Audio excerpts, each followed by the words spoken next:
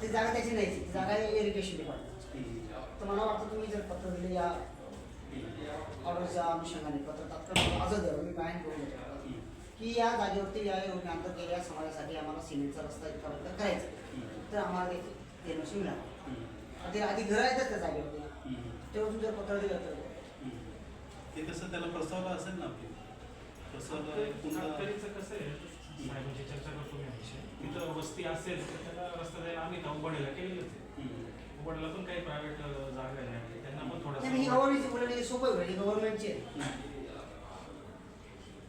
ही गव्हर्नमेंटची जागा आहे ना, त्याच्यामुळे ते त्यामुळे दुसरं जर मी जर म्हटली की माझी जागा आहे तर अजून तर आज सातारा इरिगेशन डिपार्टमेंटचं आहे ना, ते एनओसी घ्यायचे. घरकुल आहे सध्या, घरकुल आहे, लाईट आहे, पाणी आहे.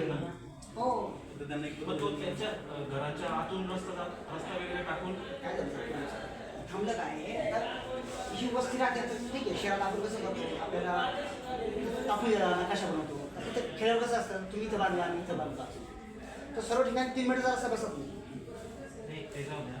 असे 10-12 घर आहेत का, मग त्याच्या आतून आपण असं टाकू शकतो. हो. पहिल्या घरापासून तर हो मग 100-1 मीटर बसून जाईल, 100-125 मीटर बसून जाईल.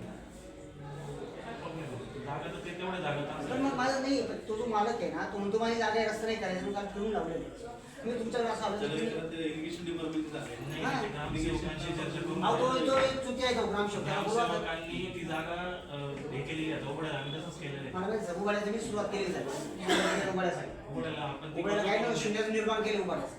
बरोबर केलेली आहे ग्रामपंचायतीला जागा. मग ग्रामसेवक आम्हाला दाखवतात की एवढी. पण मला वाटतं तुम्ही मला आजच पत्र द्या ग्रामपंचायतीला.